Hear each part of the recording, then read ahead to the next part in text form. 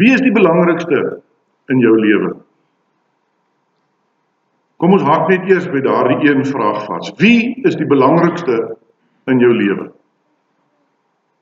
En ek dink as ek vanoggend hier by Rian moes begin en so deur die rye werk tot heel bo daar agter by Goggie en Nina uit, dan sou elkeen van ons 'n ander antwoord gehad het oor wie is die belangrikste in jou lewe.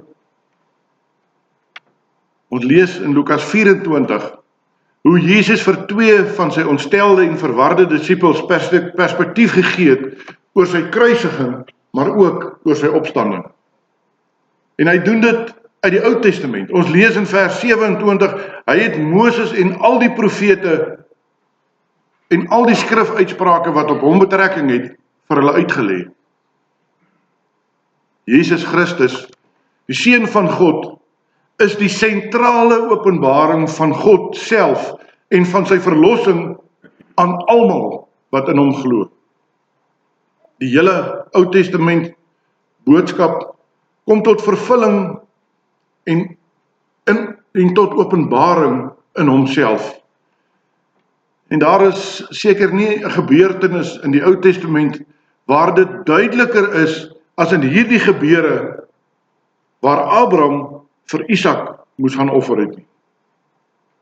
Kom ons dink net gou vir een oomblik onsself in Abraham se posisie in. Baie van u wat hier sit, het moontlik al kinders aan die dood moes afstaan. 'n Sekere opoffering wat jy moet maak.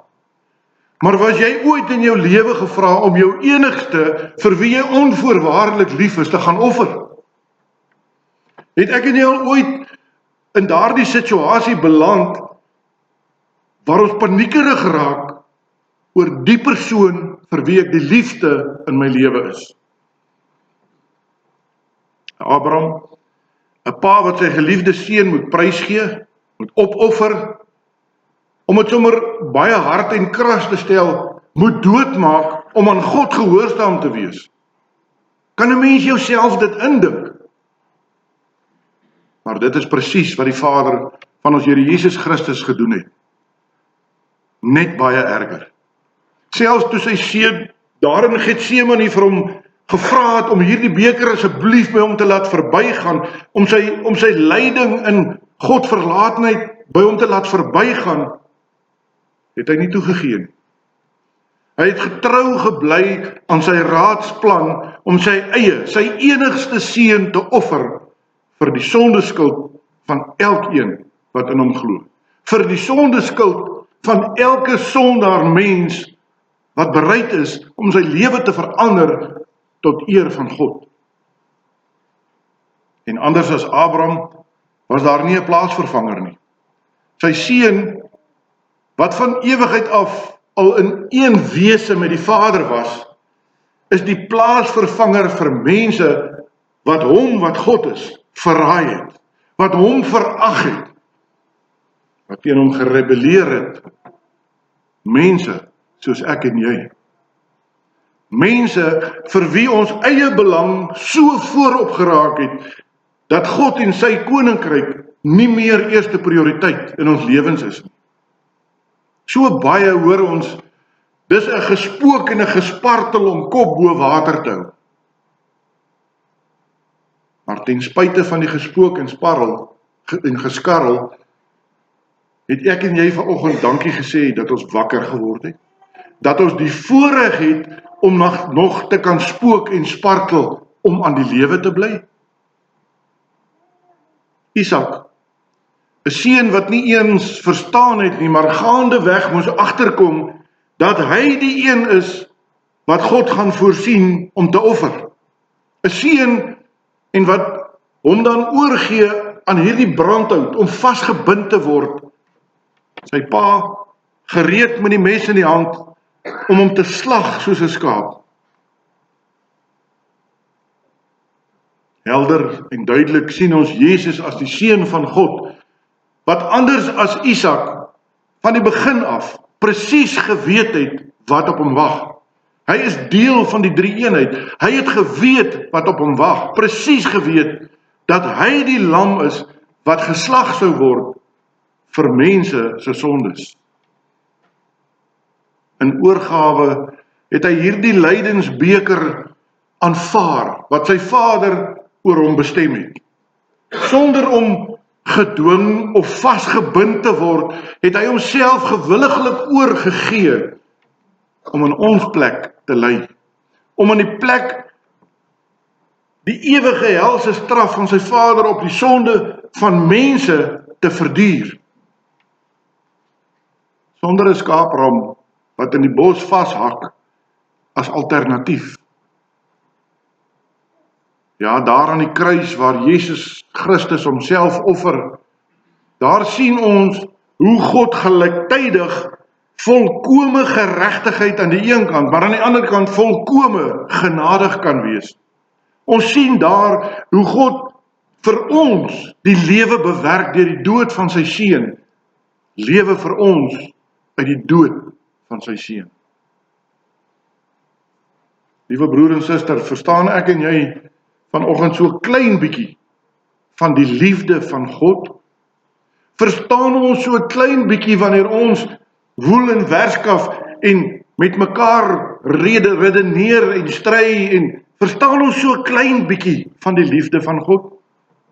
Kan 'n mens so blind en afgestomp wees, so, ek wil amper sê, vol van die duiwel en die wêreld en van jouself, dat jy nie meer raak sien nie, en dat jy nie meer aangegryp word deur wat God bereid was om vir jou en vir my te doen nie? Vandat die mens uit God se teenwoordigheid uitgedryf is oor die sonde, is daar by elke mens 'n inherente soeke na hierdie herstel van goddelike vrede, van goddelike geluk, wat almal van ons kwyt is. Ons het daardie soeke na alle vrede wat alle verstand te bowe gaan. Maar al ons pogings is uiteindelik 'n gejaag na wind. Daar is geen ander manier om versoen te word met die Allerheiligste en die Almagtige God nie. Slegs by hom en alleen deur Jesus Christus sy seun is daar vir mens ware vrede. Is daar vir jou ware geluk in hierdie ewige lewe, hierdie lewensvreugde, hierdie vervulling, hierdie vergenoegdheid. Die gebeure daar op Moria was ook vir Abraham 'n vooruitsig van die lam van God, wat ook in sy en Isak se plek sou kom sterf.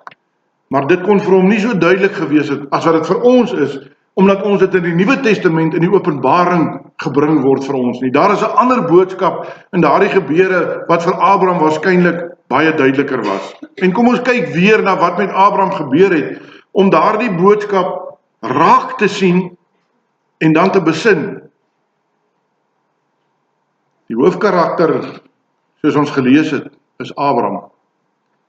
Onthou, hy en sy vrou Sarah was kinderloos en hulle was al 75 jaar oud, toe God hom geroep het met daardie belofte dat hy vir hom 'n groot nageslag sou gee en dat al die volke van die aarde in hom geseën sou wees. Nou die van u wat vandag hier sit, wat 75 en meer is, sien u uself in met 'n geboorte van 'n kind nou? Verstaan u die twyfel wat moontlik in Abraham se kop en in Sarah se kop moes geheers het? 'n nageslag op 75.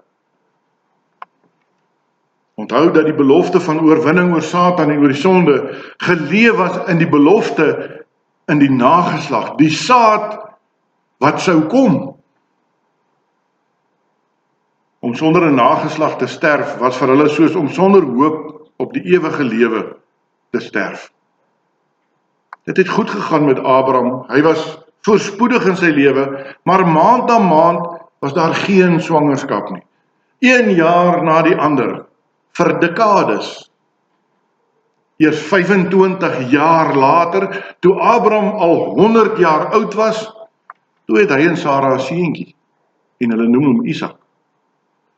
By sy geboorte bevestig God dat dit inderdaad hy is in wie God se beloftes bevestig en vervul word. Kan ons onsself vir 'n oomblik in hierdie vreugde indink, vreugde van 'n eie kindjie, vreugde van 'n belofte wat nou in vervulling kom, vreugde van 'n nageslag en van hoop op verlossing in hierdie nageslag, en dan die seën vir al die nasies van die aarde. Niks word ons sien om Isak op die hande te dra nie. Jy kan jou seker indink.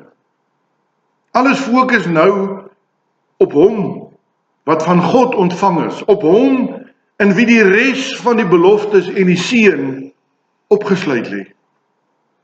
Ja, selfs sy halfbroer Ismael en sy ma word die wildernis in verdryf om Isak en sy erfenis te probeer beskerm. En dan kom God se opdrag om die seun waarvoor hulle so lank gewag het, die seun in wie God se beloftes dan nou vervul is en nog verder vervul sou word, om hierdie seun, sy enigste vir wie hy so lief is, te neem en te gaan offer op 'n plek wat God sou aanwys. Wat sou jou en my reaksie wees? Wat sou een ek gedoen het as daardie opdrag vanoggend na jou en na my toe kom? Die Bybel vertel ons niks van Abraham se emosies daardie nag of op die pad nie. Sou u en ek nie dalk van ons koppe afgeraak het nie, sou ons nie dalk begin eil het en begin wonder het wat gaan aan in die lewe nie? Sou ons nie dalk vrae gevra het soos, hoe kan God dit van my verwag? 25 jaar het ons gewag vir hierdie kindjie se geboorte.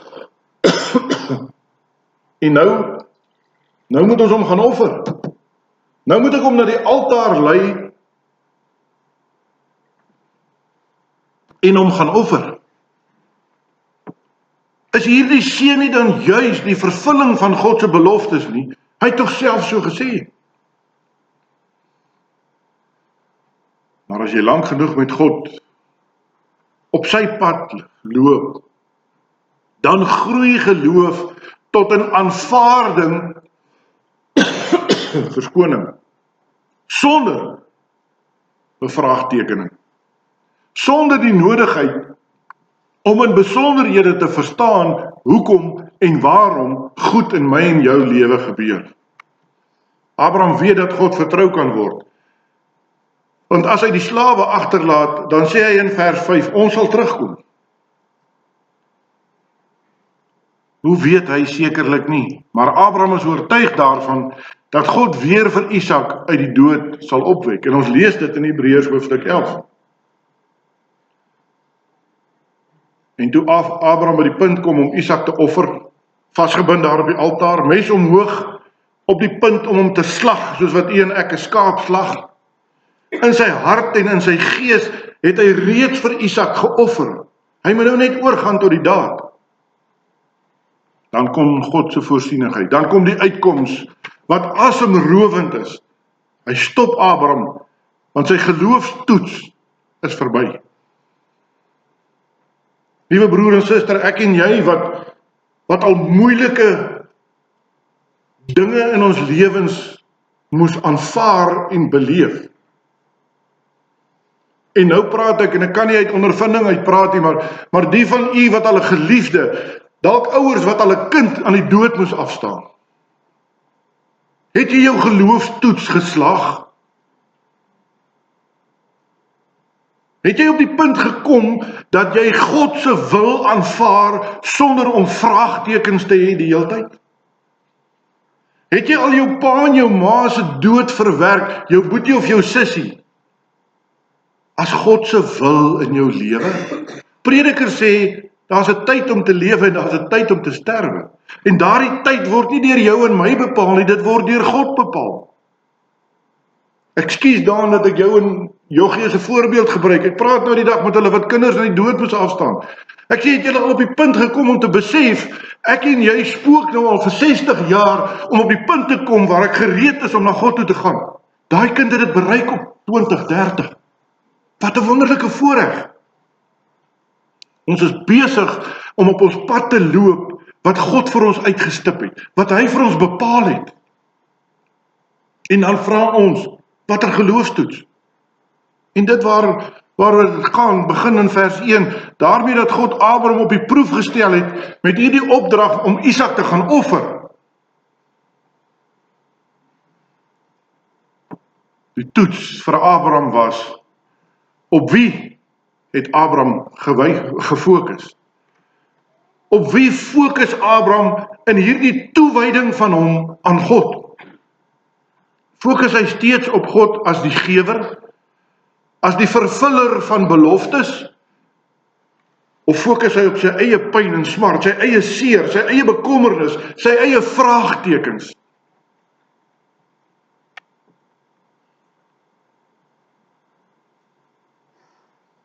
Vir Abraham het dit op die punt gekom waar hy moes vra, wie is die belangrikste? My God of my kind?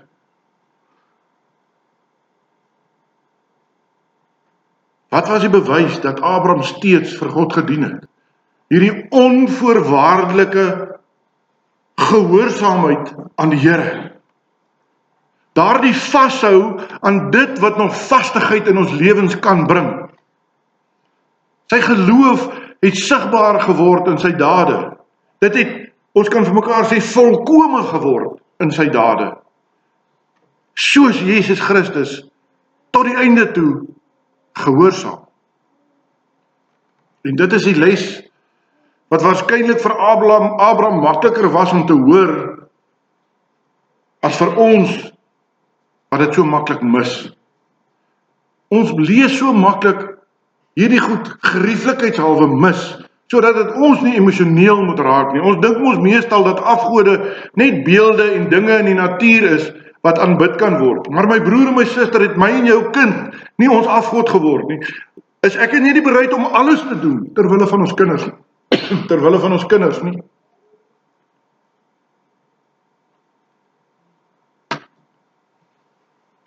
Reeds in Esegiel 14 lees ons dat mense afgode in hulle harte het.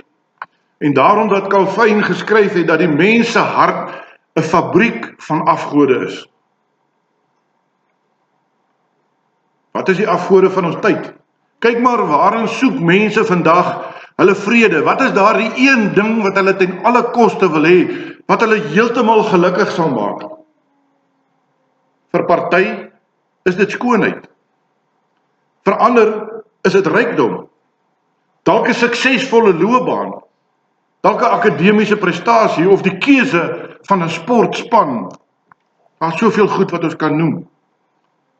Kyk net hoeveel word daarvoor opgeoffer, hoeveel tyd en hoeveel geld en hoeveel aandag. Hoeveel verhoudings ly skibreek vir my en my standpunt en my siening. Hoeveel huweliksbeloftes, hoeveel doopbeloftes sneuwel voor die toewyding aan daardie een ding. En dit is afgode.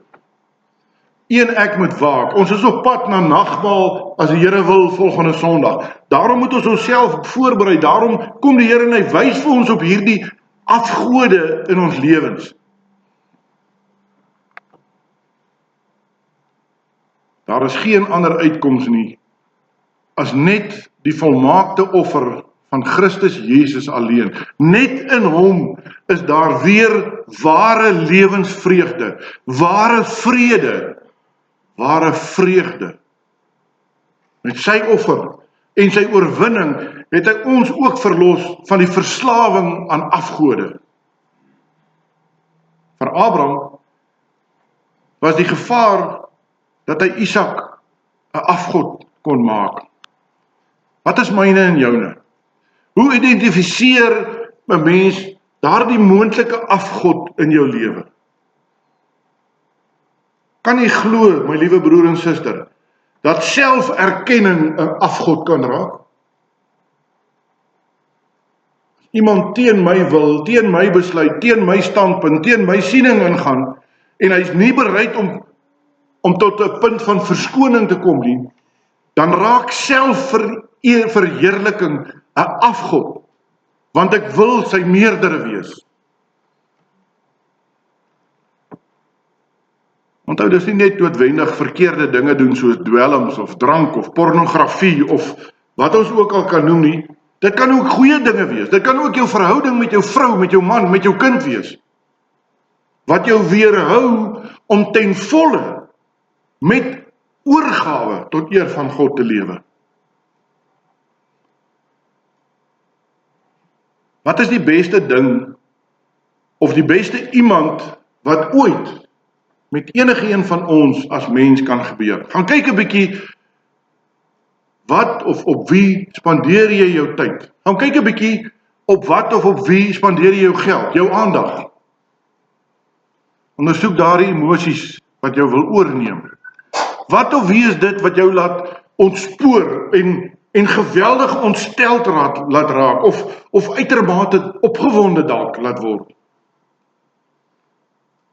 Die kans is goed dat jy jou afgode intussen al daardie dinge sal kan raak sien. Nie noodwendig dinge wat verkeerd is nie. Baie keer is dit dinge wat goed is. Maar hoe meet ons? Dominee, dis goed om te hoor wat jy sê, wat die woord van God sê, maar hoe meet ek wanneer ek 'n afgod het? In die eerste plek, wanneer dit kompeteer met jou fokus op God. Die tweede ding, wanneer dit jou gedagte en jou opgewondenheid meer aangryp as wat God te doen. Dalk wanneer dit meer aandag en opoffering vra en kry as wat God kry. Wanneer dit 'n groter indruk op jou maak as wanneer Christus uit sy woord met jou in persoon kom praat. Wanneer jy jou meer daaraan toewy as aan God, dan is die eerste gevaarteken van 'n afgod in jou hart teenwoordig. Nou sal jy vir my vra, maar dominee, hoe offer mens dit? Vervang die afgod in jou gedagtes met jou dade. Kolossense 3 vers 2, en ek haal dit aan, rig jou gedagtes op die dinge wat daarbo is, nie op die dinge wat op aarde is. Besluit vandag, my liewe broer en suster. DV volgende Sondag het ons nagmaal. Besluit vandag, waaroor dink jy? En bedink jy die dinge daarbo? Of laat jy jou gedagtes beneuwel raak deur dinge wat hier op aarde plaasvind? Romeine 12 sê, laat God jou denke vernuwe. Soos Josef, wat meer dink oor hoe God wil hê hy moet lewe, as oor die verleiding van Potifar se mooi vrou, of meer dink aan God se roeping en voorsiening, as aan die onreg wat aan sy broers gedoen word. Hoe doen mens dit? Deur God se woord te lees, deur dit te oordink, deur dit deel van jou lewe te maak. Praat meer gereeld oor God, oor dinge daarbo. Ek raak so opgewonde as ek met die studente praat. Dis vir my of daar 'n baie groter spontaniteit by die jeug van vandag is om oor God te praat, as toe ons in daardie fase van ons lewens was. Dis vir hulle nie meer moeilik nie. Hulle praat, en dan met oortuiging. Maar soek geleenthede, soek mense wat jou help om te dink aan die dinge daarbo. Dinge soos huisgodsdienst saam te hou. Om weer te begin om Bybelstudies by te woon. Dit is nou vir die kerkraad net so 'n verrassing soos wat dit vir elkeen van u is wat dit vanoggend hoor, want ek het nog nie eers by die punt uitgekom om dit met hulle te bespreek nie. Maar hoekom kan ons nie weer wijkbyeenkomste hou nie? Waar ons as wijk by mekaar kom, saam oor ding. Hoekom laat ons toe dat hierdie goed so met verdrag net kwyn en wegraak? Abraham moes vir Isak gaan offer om seker te wees en om seker te maak dat Isak die vervulling van God se belofte nie vir Abraham 'n afgod is nie. Moenie in jou gedagte of met jou mond antwoord op vrae nie, maar laat jou dade jou geloof bevestig. Soos Jakobus skryf van Abraham daar in Jakobus 2, hy sê, Abraham het sy seun Isak op die altaar gelê, is dit nie op grond van wat hy gedoen het, wat God hom vrygespreek het nie? Jy sien dus, dat sy geloof met dade gepaard gegaan het, en dat dit eers deur dade volmaak geword het. Ek wil vir die van u, wat in die kort tydjie wat ek hier is, so 'n wilsbesluit geneem het, om saam die koninkryk van God te bou, vandag uit my hart uit bedank. Dankie vir soveel moeite, dankie vir soveel opoffering, dankie om met 'n glimlag altyd ja te sê en nie te twyfel. Maar moet ons nou so ou klein handjie vol wees wat werk in die koninkryk van God? Kom deel met ons. Jammer dat ek sê, verlede Vrydag aand, ek weet nie, Trudy, jy getel het nie, oom Frans, wie nog daar was, ek weet nie wie hulle getel het, maar ons was seker 25, 30 mense, studente in kluis. Ons was amper meer in mekaar se pad, as wat ons gewerk het, maar daar het 'n gees van God geleef, wat onmiskenbaar was. Dit was nie eens vir my lekker, om op my kar te klim en huis toe te ry nie, want nou moet ek hierdie wonderlike geleentheid nalat. Kom deel met ons daarin, kom deel in die vreugde en daardie wil wat God in ons plaas om vir sy koninkryk te werk. Dis vanoggend my gebed dat God ook van my en van jou kan getuig, dat dit duidelik word dat uit ons dade ons geen afgod in ons lewe het nie, maar dat Jesus Christus die middelpunt, die fokus van elkeen van ons se lewens is. Amen. Kom ons bid saam.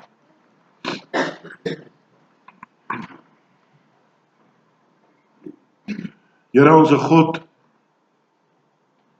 ons wil U loof en prys, ons wil U naam groot maak, ons wil aan U al die eer in ons lewens toebring. Here, U is die middelpunt, U is die Alfa en die Omega, die begin en die einde. U wat van ewigheid af tot in ewigheid regeer. Dankie vir die voorreg om U kind genoem te mag word. Dankie vir die voorreg om te kan werk in U koninkryk, tot U eer, tot U verheerliking. Gee dat ons lewens sal oorgaan in dade, om U te verheerlik. Dat dit nie sal gaan oor my en of mense my raak sien of hoor hoeveel ek bygedra het nie, maar dat dit sal gaan tot U eer. Dat dit wat ek doen in die geheim is, want Here, dis nie wat die verskil maak nie. Maar U koninkryk, waar U woord suiwer verkondig kan word, moet uitbrei tot in die lengtes, tot in die breedtes, tot in die verste uithoeke van die aarde. Daarom bid ons vanoggend vir elke geleentheid oor die lengte en breedte van hierdie hele wêreld, waar U woord suiwer gebring word, dat U hulle sal seën met die keur van U seëninge, dat U Gees daar sal heers, soos wat ons dit weer hier in ons gemeente begin beleef. Dankie vir genade, onbeskryflik groot, wat U aan elkeen van ons bewys. Here, gee dat ons hierdie week ons lewens sal gaan ondersoek,